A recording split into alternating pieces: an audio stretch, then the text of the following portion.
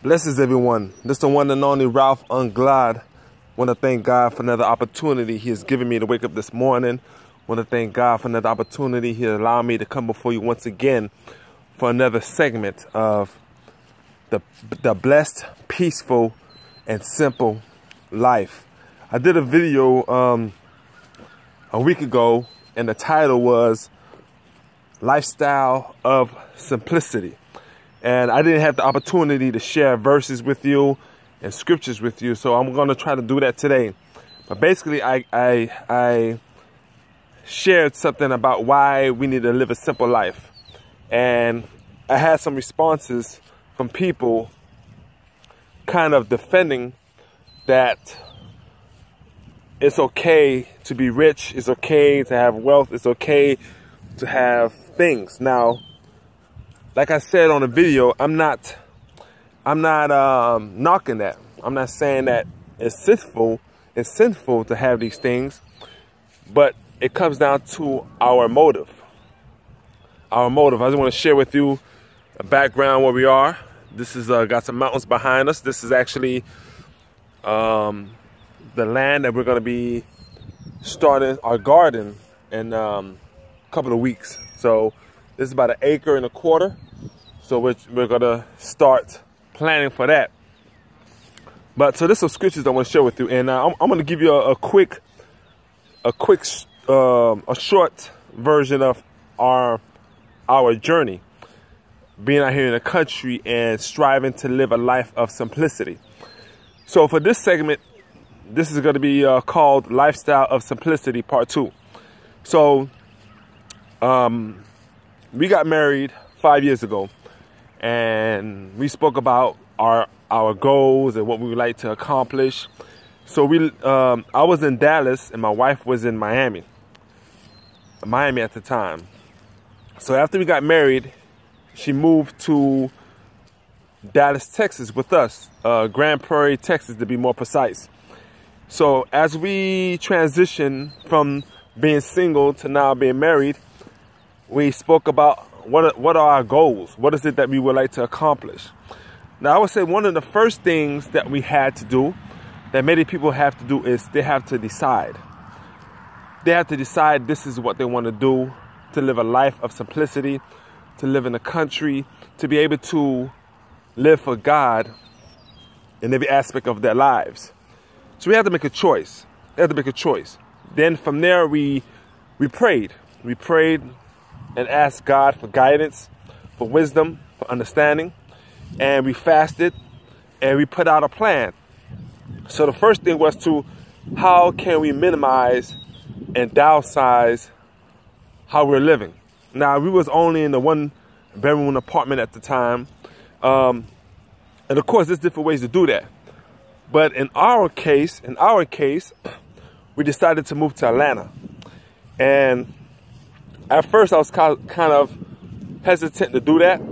But the reason why my wife was pointing out to me we should move to Atlanta because this is where her parents lived. And if it's God's will, we'll be able to get out of debt even faster because we can live with our in-laws. So that's what we did. We was with our in-laws for 3 years. I was able to not only save money, we was able to pay majority of our debt. We took care of the cars, some credit cards, and the only thing that we had left was my wife's loan. And you know how them loans be. So the loan was one of the things we was willing to hold on to for the next couple of years. We're not in a rush to pay it off or anything.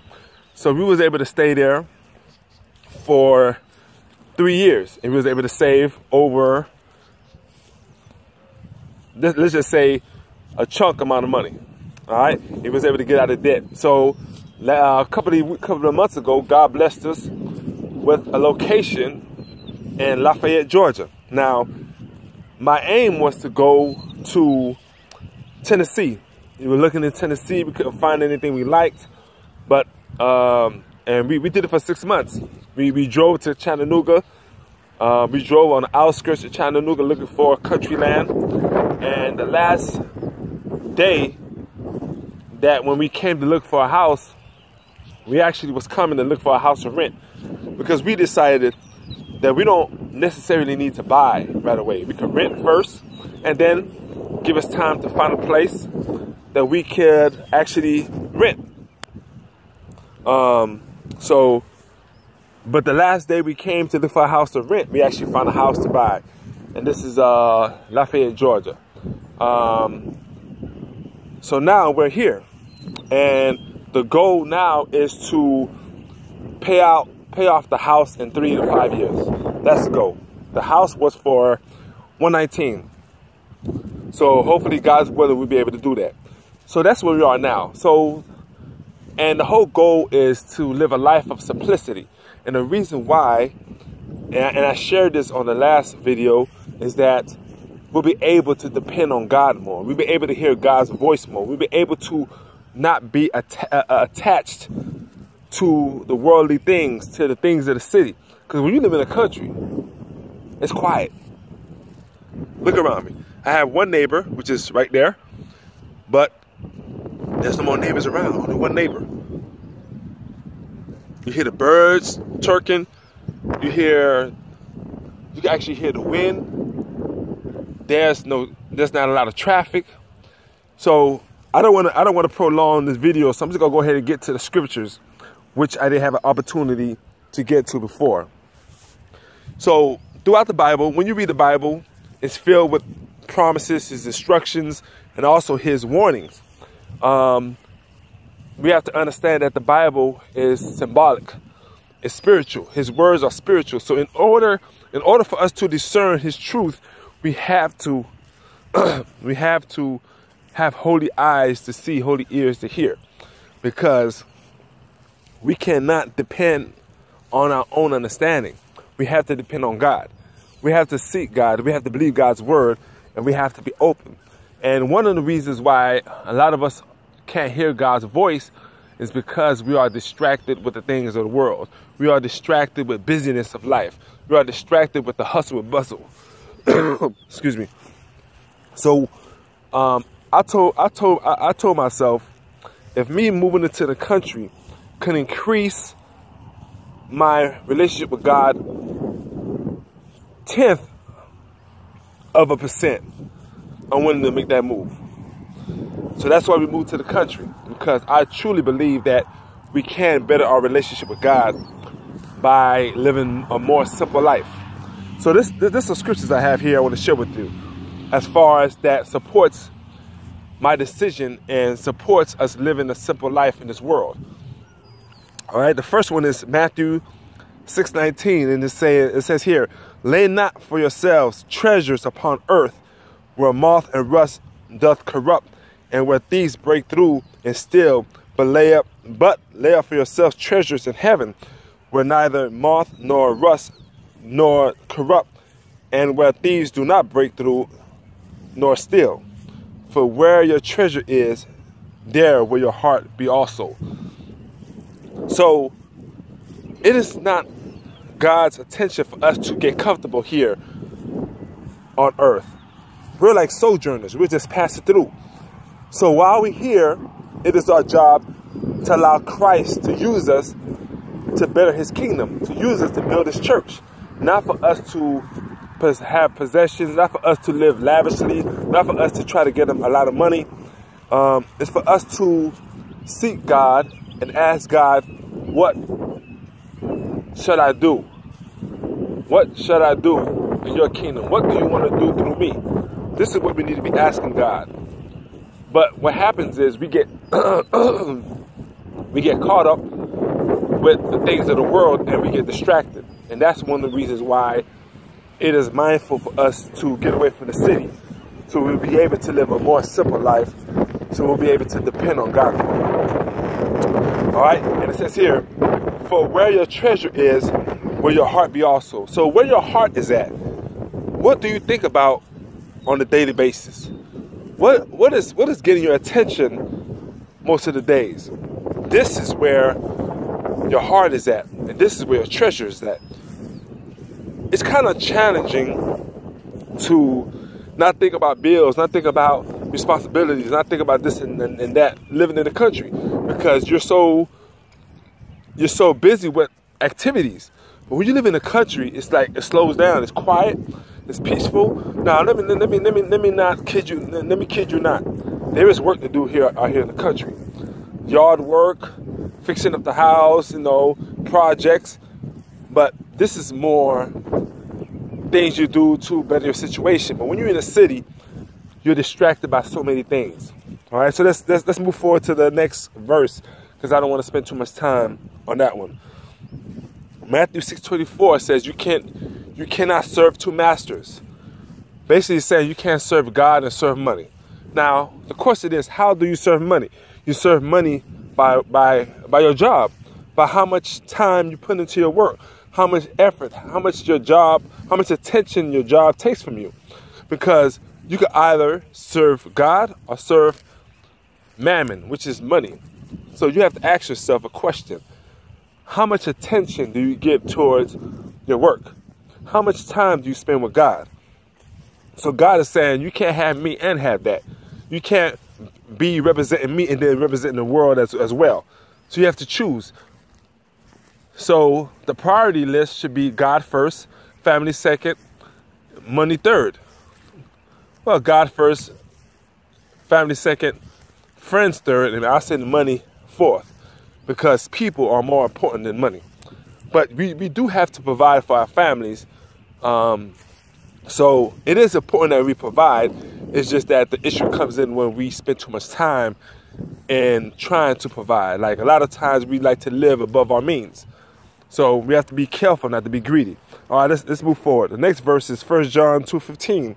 And it says, love not the world, neither the things that are in the world. If any man love the world, the love of the Father is not in him. It says, do not love the world. How do you love the world? You love the world by trying to buy this, by trying to live a certain way, by trying to meet the world standard. That's how you love the world, by investing your time in worldly things. This is how you invest in the world.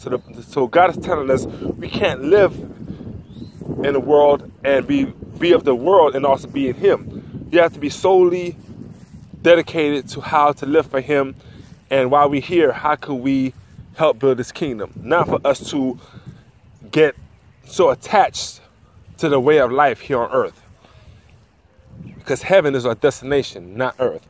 All right, next one. It says Proverbs 11:28, and it says, he who trusts in his riches will fail, but the righteous will flourish like a green leaf. He who trusts in his riches will fail. It didn't say probably fail, it says will fail. Let's move on to the next one. 2 Corinthians 9:7. And it says, every man according as his purpose in his heart, so let him give not grudgingly or of necessity, for God loveth a cheerful giver. So when you become a cheerful giver, it is that means you're not gonna be living, you're not gonna have a lot of money in the bank, because you're gonna be giving your money away. See, I'm a firm believer that God blesses financially to be able to not to enhance our living, but to enhance our giving. So we have to find ways to how to bless other people when God blesses us. All right. It says here, Luke 12:15, and he said unto them, take heed and be aware of covetousness, for a man's life consists not in abundance of things which he possesses. It says, be careful of covetousness. Be careful of wanting things that other people have. Be careful of trying to get a lot of money. Be careful of trying to live a life that's lavishly. Be careful not to get caught up in that.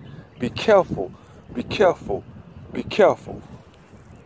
All right. Mark 8:36. This is a good one. This is a good one. Mark 8:36. For what shall it profit a man if he gain the whole world and lose his own soul? What shall it profit a man if he gain the whole world and lose his own soul? I'm going to share one more with you. This is one of the 10 commandments. This is Exodus 20:17, and it says here, thou shalt not covet thy neighbor's things. Now, I made it short. Basically, thy neighbor's wife, thy neighbor's possessions, thy neighbor's cattle, thy neighbor's money. So how do you covet your neighbor's things? By seeing what they have, what you see on TV, what you see in your neighborhood. Our goal as true Christians, we have to live a life of simplicity. Like I said before, a life of simplicity, because this is what God has for us. So I pray that the scriptures I share with you will help you get more insight on why should we live a simple life. And if you want to get more information about me, I'm on social media, RalphUnglad.com.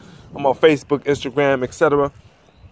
And I'm just here to share with you and try to inform you that life with God should be simple and not complicated. But you guys take care. You guys be blessed. And like always, be all that you can be in Jesus Christ. Again, this is Ralph Anglade, Unglad, with the blessed, peaceful, and simple life. Take care. Peace.